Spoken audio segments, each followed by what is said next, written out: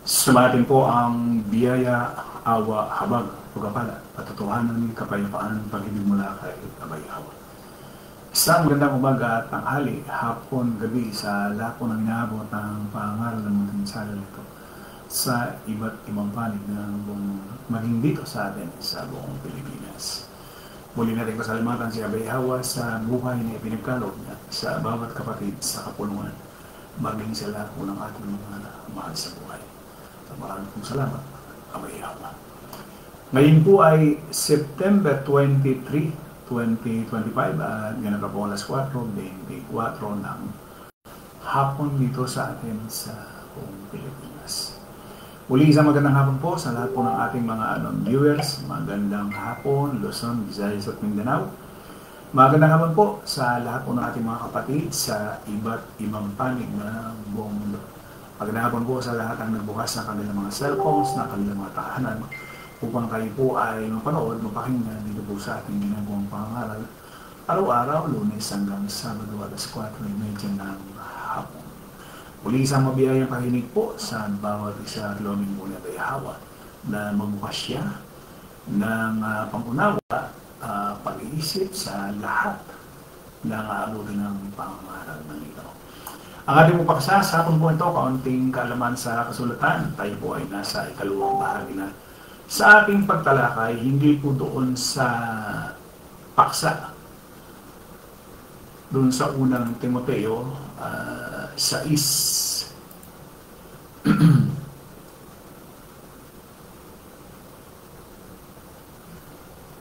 Sa katunayan, may malaking pakinabang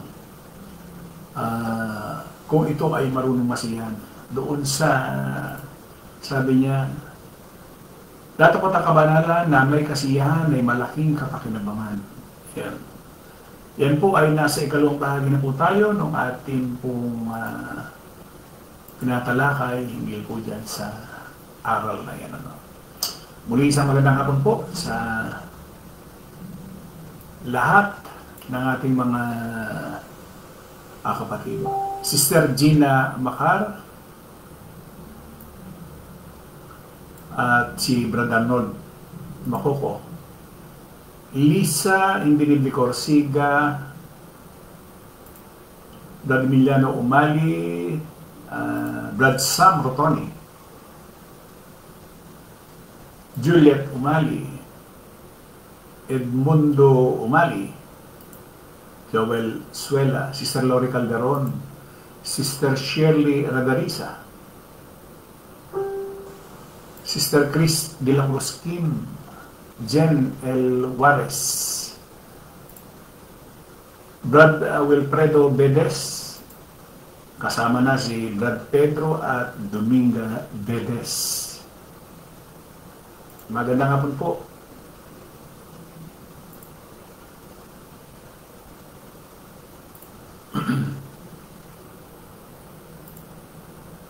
Gina Macar,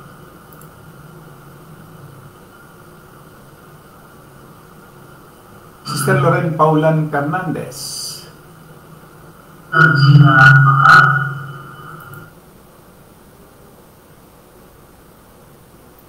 Brad Noli Tongkuwa,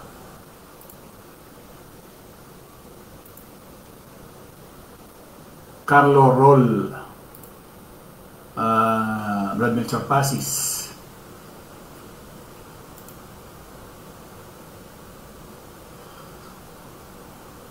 alas 4:27 na po ang ating oras.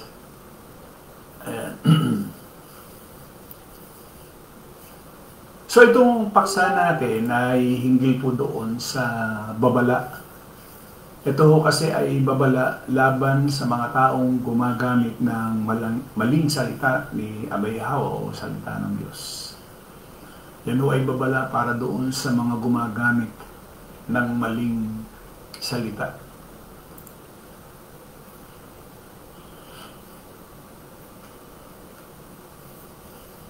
Noong tayo ay nasa laman, iniisip lang natin, meron na akong reliyon eh. Kaya nga ang katuwiran ko nung una, pagka mayroong nagsishare halimbawa na Iglesia ni Cristo, ano, dati akong Katoliko eh. Ang sagot ko lang, palibasa, wala nang alam. Ang sinasagot ko lang, meron na akong reliyon. So yun pala, yung Katoliko at saka Iglesia ni Cristo ay pareho lang nasa laman. So, dito ipinaunawa sa atin Ibayawa na lahat talaga ng mga nasa reliyon ay puro nasa laman. At dito makikita natin, bagay, marami nang ibinibigay na karunungan si Ibayawa sa atin na talagang lahat naman ng reliyon talaga namang nasa laman. Wala namang reliyon na mayroong espiritu eh. Sebastian Juarez. Ayan.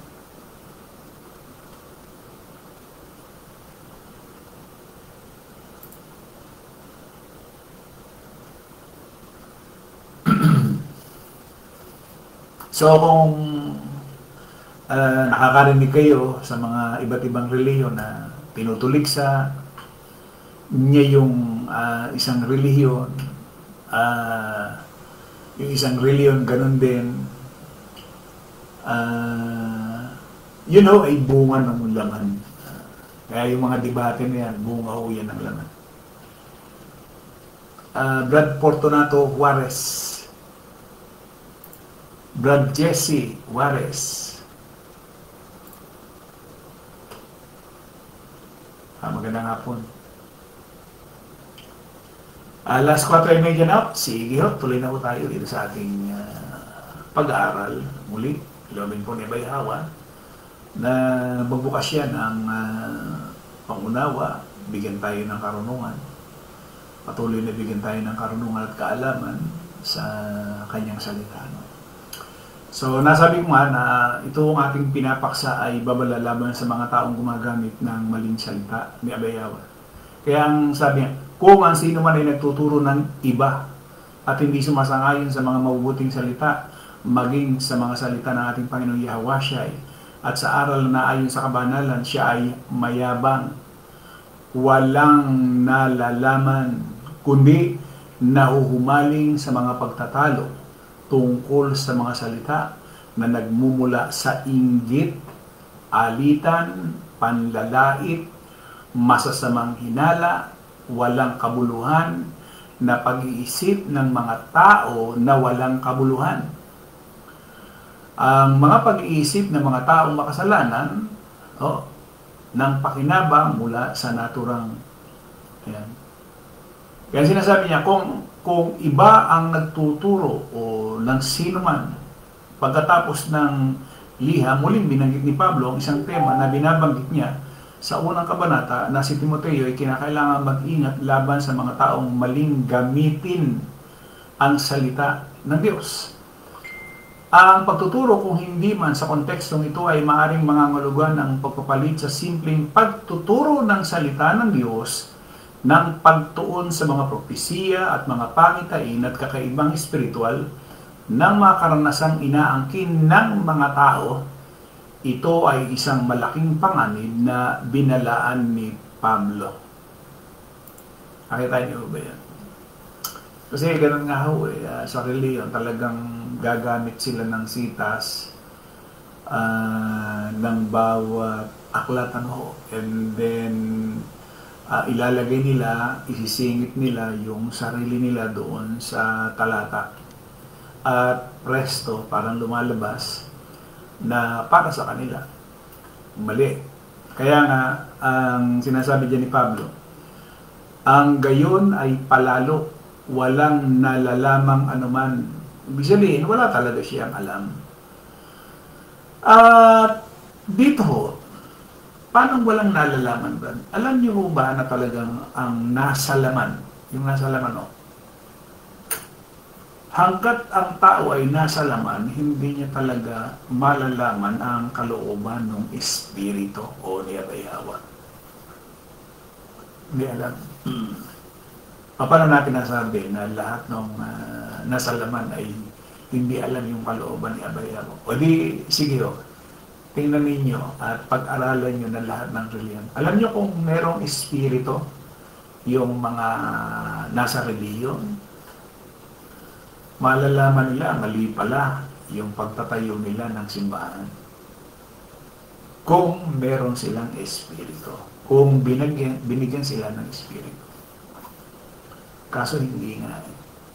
Diba, bawat reliyon nagtayo ng kanilang chapel, simbahan, katedral, kapilya. Kung alam nila. Kaso nga, nasa laman. Paano malalaman nila? Kasi maliwanag yung sinasabi doon sa Juan sa 63. Ito. Ang Espiritu ang nagbibigay ng buhay. So kung wala kang Espiritu, di patay. Kasi siya yung nagbibigay ng buhay. Sabi niya, ang laman ay walang pakinabang. Ang mga salitang sinasabi ko sa inyo ay espiritu at buhay. So, naandun sa espiritu yung buhay. So, kung ikaw ay nasa laman, paano kang magkakaroon ng buhay? Nasa laman ka wala yung espiritu, so nasa laman ka. At dito, pinakikita talaga ni Abay Yawa, pagka ang tao nasa laman, kahit na yan, makarinig. Halimbawa, itong ginagawa nating pangaral, araw-araw yan, araw-araw. Matagal na panahon na, taon. Taon na tayo nangangaral doon makikita mo lamang yung tao na kahit pala nakikinig, kahit pala nanonood, at walang espiritu, wala talaga siyang alam. Maraming sinasabi ng iba, nagpupuri sila. Lalo halimbawa, yung may mga ilan sa atin sa kapulungan, nagpapasalamat, nagpupuri. Pero nasa laman, patay pa rin. Yun. Kaya nga dito sa ating tema o dito sa ating paksa, bakit ba may mga nagdidebate, nagdidiskusyon? Kasi nga, nasa laman. Hindi pinapayagan ng espiritu yung bagay na yan. Panglaman kasi yan eh. So, nakita natin ngayon. Oo nga, So, ang dami talaga walang espiritu. Ang dami patay. Bakit? Kasi nga, yung espiritu yung nagbibigay buhay. Ang Biblia Tagalog 1978, Juan 6:63 ito, ang espiritu nga ang bumubuhay. Sa laman ay walang anumang pinakikinabang. Ang mga salitang sinasalita ko sa inyo ay pawang espiritu at pawang buhay. Ibig sabihin, kinakailangan talaga nakabatay doon sa banal na kasulatan ang sasabihin mo, ipamumuhay mo, susundin mo. Kung hindi nakabatay doon, mananatili ka lang patay. Kasi sabi niya, ang mga salitang sinasalita ko sa inyo ay pawang espiritu at pawang buhay. Ibig sabihin, kung ang gagamitin mo ay hindi salita niya, pwede patay ka. Patay. Wala siyang iutos na tayo kayo ng simbahan. Wala. Hindi niya inutos yan. Miski nga nung nakitulad na siya sa tao yung dinatnan niyang templo ni Herodes. Sila ba nung siya nakatulad ba sa tao, nagano ba siya na sa mga alagad na magtayo tayo ng templo dahil sila mga Hudyo yun Bagamat sila yung mga Hudyo, ibig sabihin, magsiseparate sila. Pero hindi wala At ganoon din si Pablo. Wala ding utos na magtayo ng simbahan. So, mananatili lamang patay. So, ang dami pala talaga. Bilyon. Kasi, kung pagbabasihan natin itong sinasabi niya, ASND ng 663 ng Juan, ang banal na espiritu ang nagbibigay buhay, hindi ito magagawa ng tao. Kaya nga po yung aral na tinanggap mo, galing doon sa founder, galing doon sa tao, o patay ka. Walang espiritu Wala. Eh paano yun, Brad? Katulad nun, nagbibigay sila ng ambag, ng pera para makapagpatayo ng templo. Ano saysay nun? Wala. Wala namang kapuluan mo yun eh.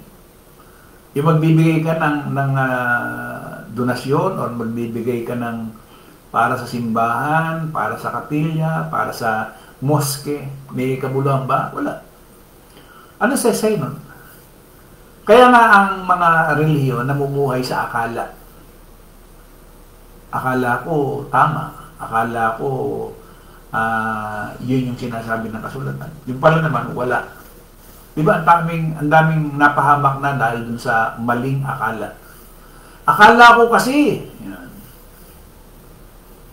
Kaya lang, yung pala, niloloko na sila ng kanilang mga ngaral. Hanggat ang isang tao ay nasa laman, hindi niya kailanman magaganap yung kalooban ng Espiritu o ni Abay Hawa. Kaya kahit araw-araw kang makinig, araw-araw kang manood, at ikaw ay nasa laman, hindi mo nasusunod ang kalooban ni Abay Hawa. Ano mabala ni Pablo? Ang gayon ay palalo walang nalalamang anuman, kundi may sakit sa mga usapan at mga pagtatalo sa mga salitang pinagbubuhatan ng kapanaghilian, mga pagkakaalit, mga pag-aalipusta, mga masasamang akala. Ayan. Isa-isa ni Pablo. At ganyan nangyayari sa reliyon. Di ba? Kasi alam niyo kung bakit? Pagka ang tao ay nasa laman, ano sabi ni Pablo? Yun daw mga nagsisipagnasang maging mga guro ng kautusan, bagaman di nila natatalastas kahit ang kanilang sinasabi. Pero mo sinasabi na nila, pero hindi nila talastas. Hindi nila alam talaga, pero nagsasalita sila. Pero hindi talaga nila alam kung anong ibig sabihin, kung anong kahulugan. Hindi nila alam.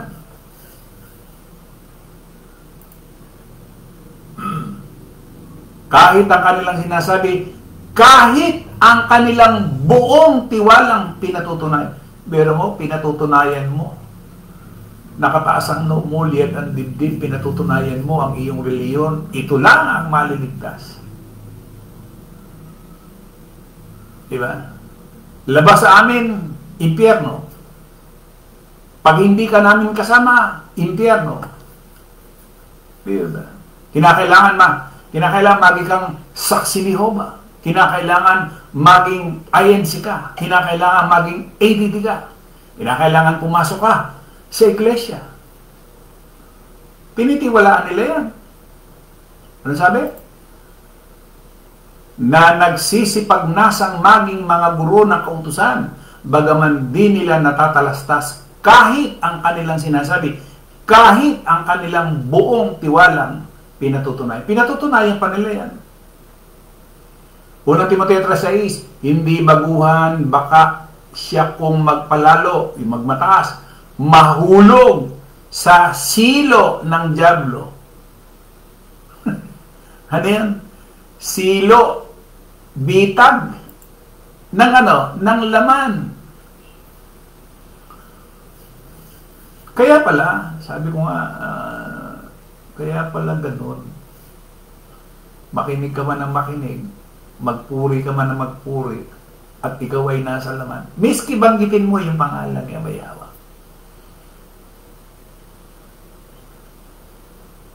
At lumalakad ka ayon sa laman. Hindi mo talos yung kalooban niya eh. Bakit? Nasa laman ka. Wala yung buhay. Ang isang taong nasa laman, patay, wala yung buhay. Kaya nga sinasabi niya, ang Espiritu ang nagbibigay ng buhay. Ayan o. SND, ang banal na Espiritu ang nagbibigay buhay. Hindi ito magagawa ng tao. Alin yun? Yung laman. Ang mga salitang sinasabi sa inyo mula sa Espiritu at nakapagbibigay buhay. Hanggat wala yung Espiritu, mananatili kang laman. Hindi tagapanood ka lang. tagapanood, tagatingin ka. Yan ang nangyayari. Sa reliyon, ganun din. Tingnan ninyo ang mga miyembro ng reliyon, sunod-sunuran dun sa puno. Kung ano sabihin ng puno, mga kapatid, meron tayong itatayo na kapilya doon sa dakong yun.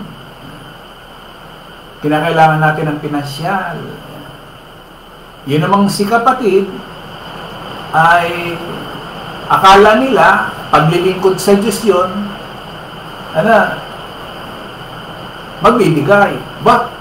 Malaki yan ang bigayan dyan. Di ba? Malaki yan.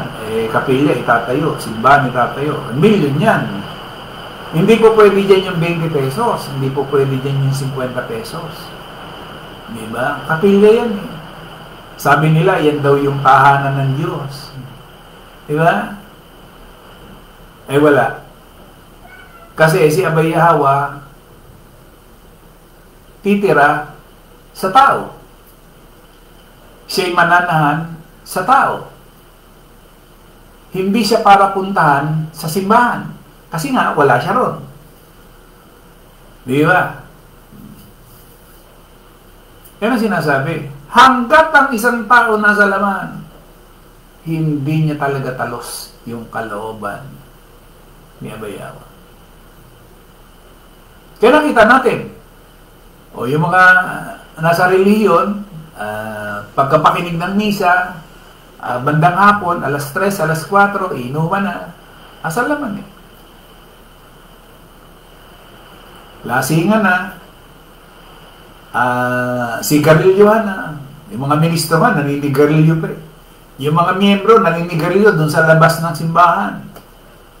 Paano masasabi mong merong mga espiritu itong mga tao nito? Hindi ba?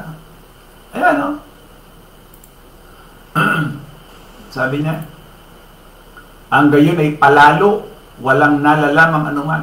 Masakit pakinggan ito. Pero mo, sabi niya, yun daw ay palalo. Walang nalalamang anuman. Ang sakit pakinggan na. Pambihira, pero mo, sumisimba ako. Pero mo, nagdadasal ako.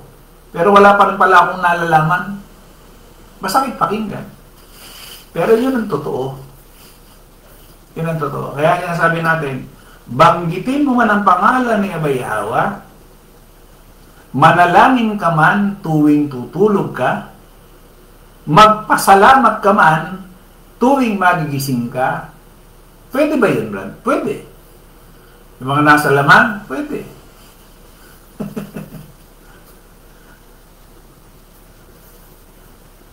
Di ba? Kaya nga sinasabi niya, kung inaakala, Galatia 6:3, kung inaakala ng sino man na siya'y mahalaga, gayong wala naman siyang kabuluhan, pinadaya niya ang kanyang sarili. Kasi akala mo lang sa sarili mo yun eh. Akala mo lang. Hanggat ang isang tao walang ginagawa, yung sinasabi natin, tagapanood ka lang, tagatingin ka lang, tagapakinig ka lang, wala kang pag-ibig sa iyong kapwa, wala kang pagmamalasakit sa iyong kapwa, wala kang iniisip na iyong kapwa, o baka sa isip lang, wala rin kabuluhan, wala rin saysay. Napanood niyo ba yung aking pinost kanina, yung isang babaeng bao na nagbigay ng 2 lepta doon sa Kabangyaman? Nakita niyo ba yung aral doon, mga kapatid? Na tinitingnan pala ni Yahweh siya yung mga nag-uulog. Yung mga mayayaman, and then yung mahirap na babaeng bao, walang asawa. Sa kahirapan niya, na imbis na yung 2 ikabubuhay niya, nung araw na yun, ibinigay pa niya dun sa Kabangyaman. Ano ba ang ginagamit pagka dun sa Kabangyaman? Yan ho yung mga pinaggagamitan niyan, yung mga mahihirap,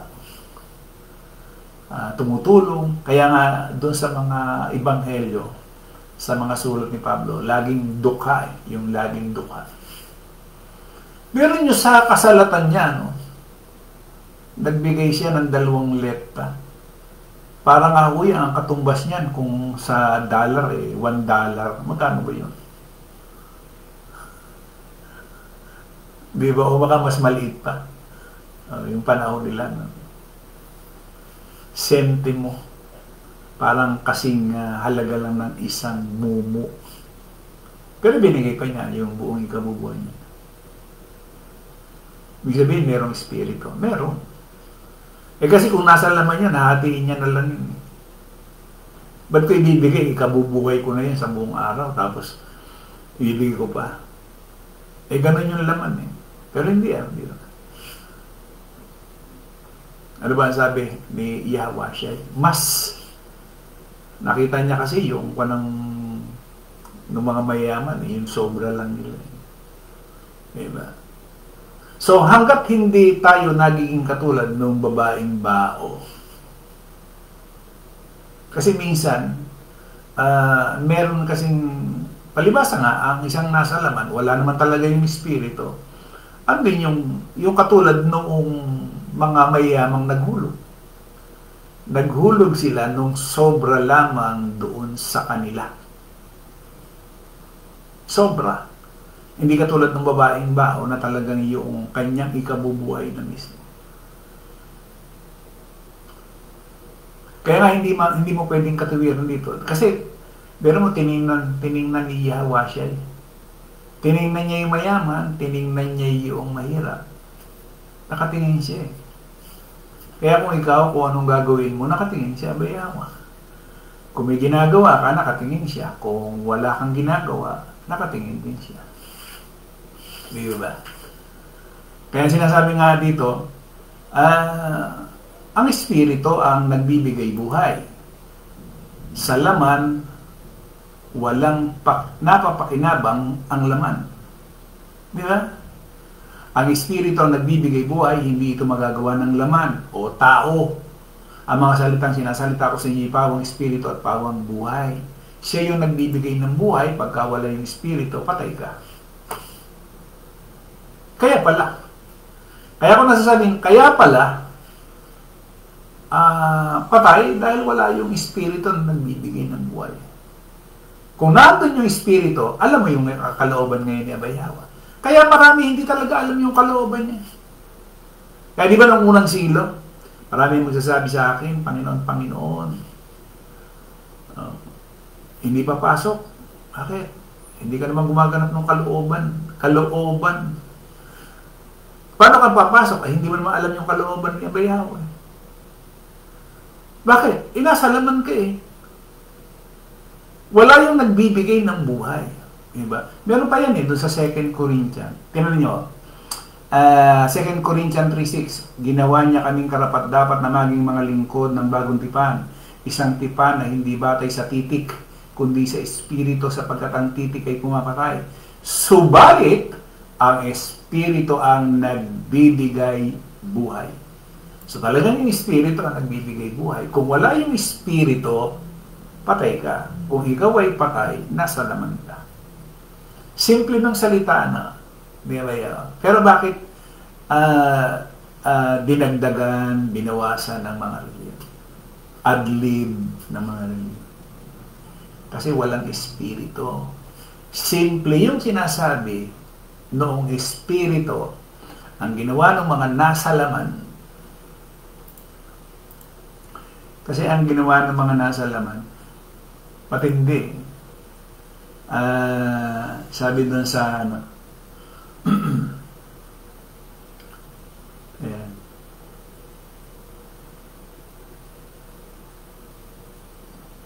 Unang Korinto 3:18. Sino may huwag magdaya sa kanyang sarili. Kung ang sino man sa inyo ay nag-iisip na siya'y marunong sa kapanahunan ito, magpakamangmang siya upang siya'y maging marunong. Kasi yung mga tao na nasa laman, sabi niya ito, mas mababaw. Hindi. Huwag niyong dayain na inyong sarili kung meron man sa inyong nag-aakala na siya'y marunong ayon sa karunungan ng mundo. kinakailangang tigilan na niya ang ganyang pag-iisip upang maging marunong siya sa paningin ng Diyos. Nakita niyo yun? Tigilan mo na ang wika. Kung inakala mo marunong ka sa pag-iisip sa mundong ito, tigilan mo na yan. Marami yung ganun ang tao. Bakit? Nasa laman kasi. Di ba? Pero, ang liwanag ko niya, no? Unang Korinto 3:18. Huwag niyong dayain ang inyong sarili kung meron man sa inyong nag-aakala na siya'y marunong ayon sa karunungan ng mundo, kinakailangan tigilan na niya ang ganyang pag-iisip upang maging marunong siya sa paningin ng Diyos. O kaya yung sinasabi nga ako nung ating paksa, ang gayon ay palalo, walang nalalamang anuman kundi may sakit sa mga usapan at mga pagtatalo, ang mga salitang pinagbubuhatan ng kapanagilian, mga pagkakaalit, mga pag-aalipusta, mga masasamang akala. Ang daming naniwala, ang daming humanga doon sa namatay. Ang talino, pantas. Yung pala karunungang pangsalibot. Yung mga ministro, yung mga nagsipag-aral ng pagka-ministro or pagka-pastor ng isang reliyon, akala nila sa Diyos na yun. Hindi. Puro panglaman yan eh. Ano ba ang natutunan nila? Natutunan nila kung paano mandaya. Natutunan nila kung paano mamera. Natutunan nila kung paano mambola. Pero pagdating sa espiritu, wala. Bakit? Nasa laman kasi silang lahat. Kaya wala kang makikita eh. Oh, ano ang naging bunga? Ayan, ang bunga. Ang lalaki ng kapilya, ang lalaki ng katedral, ang lalaki ng simbahan. Yan ang bunga ng pandaraya, kasinungalingan, panloloko. Bakit? Nasa laman. Ano sabi ni Pablo? Ulitin ko 3:18 ng unang Korinto. Huwag niyong dayain ang inyong sarili kung meron man sa inyong nag-aakala na siya'y marunong ayon sa karunungan ng mundo. Karunungan ng mundo yun eh. Ng laman, magpatayo ng simbahan. Mag-invento ng kung ano-ano para pagkapirahan. Tao ng handog na hayong pasalamat. Tuwing pagtitipon, may abulo yan. Meron talaga hong ambaga na sinasabi ng kasulatan. Kaya lamang, hindi para sa pamunuan pupunta. Hindi. Merong pinag-ukulan. O yan ho yung ating tatalakayin pa sa maraming araw. So yun po mga kapatid, ulit ko, habang ang tao nasa laman, hindi niya alam yung kalooban ni Abayawa. Walang saysay yung ating pakikinig, walang saysay yung ating panonood. Araw-araw, kapag ang isang tao ay nasa laman. Ang Espiritu ang nagbibigay ng buhay. Ibig sabihin, kung wala yung Espiritu, patay. Simple lang ang sinasabi ng kasulatan. Simple. Pero kung ikaw ay gumaganap ng kalooban ni Abayawa, nasa iyong Espiritu. Ibig sabihin, alam mo kung ano yung kalooban ni Abayawa. At habang ginagawa mo yung kalooban ni Abayawa, natututo ka ngayon. Alam niyo ba yung pagbibigay na ginagawang katitisuran ng marami? Siyempre, siguro nadala sa religion. Pero hindi nila alam yung pala yung susi. Brad? Susi ng yan. Alam niyo bang ang isang tao kapag hindi marunong magbigay, yung sinasabi nila na kasi sinasabi sa gawain, mapalad ang tao. Mas mapalad ang taong nagbibigay kaysa tumatanggap. Kasi hindi nararanasan ng isang nasa laman yung pagiging mapalad pag hindi ka nagbigay. Hindi maranasan.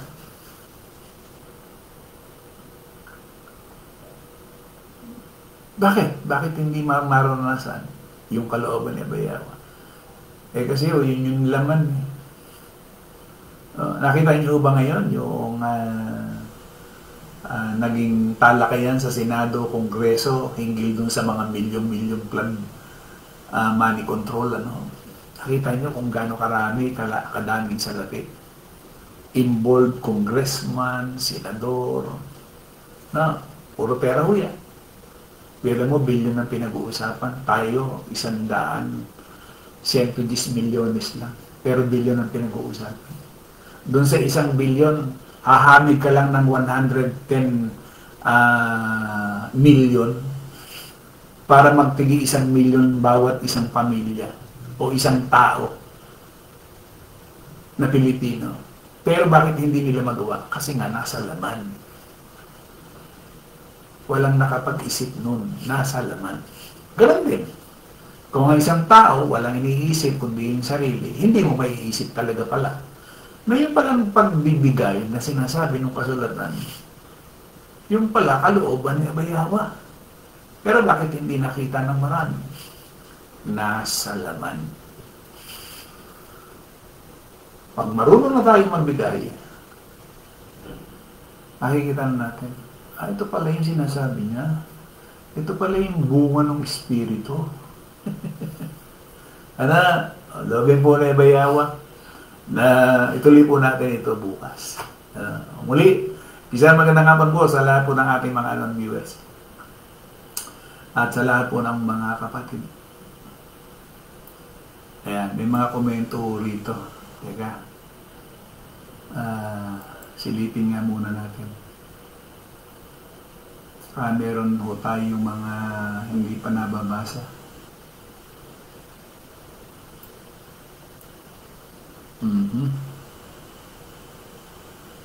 Yan. Ito lang.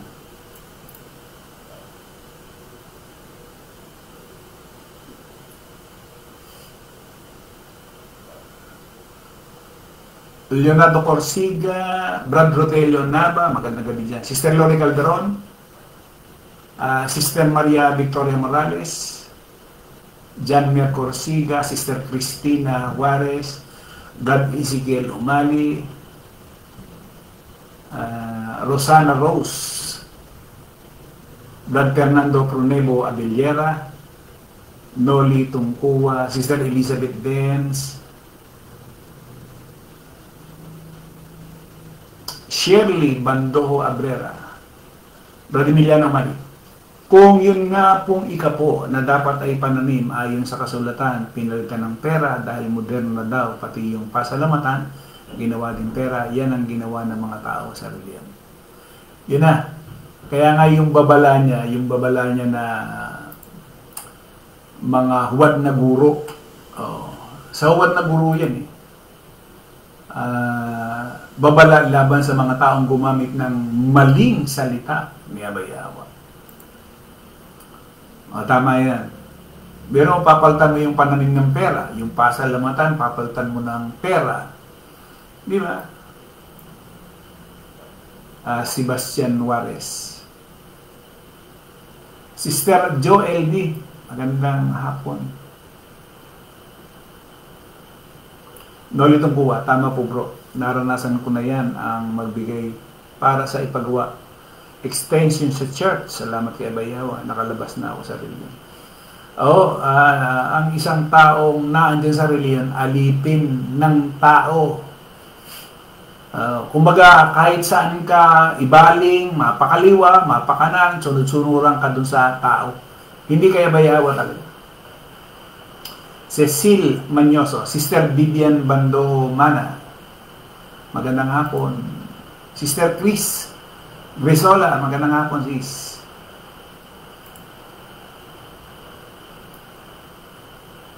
Rosana Rose,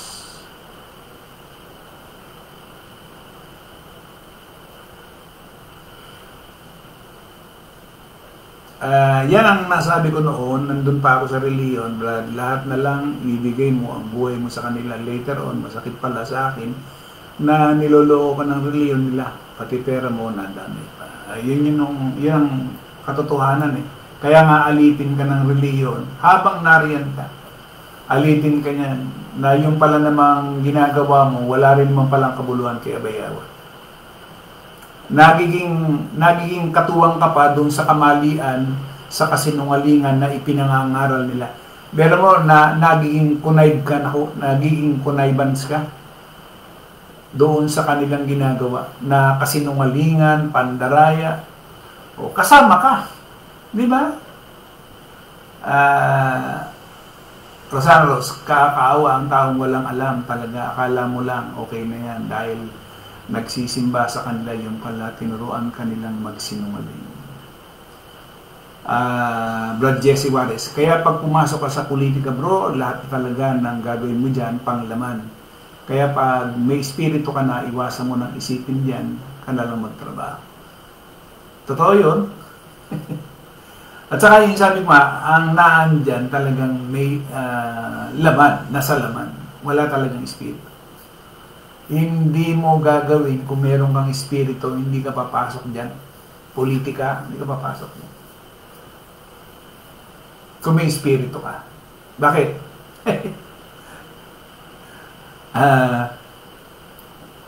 Patay ka. Patay ka sa harapan ni Abayawa. Hindi ba? So yun mga kapatid, tatandaan mo natin, yung espiritu ang nagbibigay buhay. Sa laman, walang anumang pakinabang. Kapag ang isang tao, litinggo, ay nasa laman, hindi niya kailanman malalaman ang kalooban ni Abayawa. Ito pala no? Tama yung aking sinasabi na kahit na ikaw ay 5 taon, 10 taon na nanonood, nakikinig, at nasa laman ka, talaga parang hindi mo alam kung ano yung kalooban niya. Hindi ba? Sige po. Sa isang Diyos na ating tagapagligtas sa pangalan ni Abayawa, sumakanya nawa ang kalwalatian ng karangalan ng paghahari at sa kauna-unang panahon at ngayon magpakilanman sa nawa. Patuloy po tayong ingatan, gabayan at patuloy na pagpalain. Higit sa lahat sa bagay na spiritual. Maraming pong salamat sa lahat po ng ating mga non-viewers, sa lahat po ng ating mga kapatid na At lagi po tayong ingatan sa bawat segundo, minuto, oras, araw man o gabi na ating pong nilalaki sa mundo. Laging patnubay ni Abayawa ang siyang sumaatin. At siyempre, kapag tayo mayroong banal na espiritu, alam na natin ang kalooban ni Abayawa. Laging kalooban ni Abayawa ang mangyari sa ating buhay. Maraming salamat. Isang magandang hapon po sa ating lahat.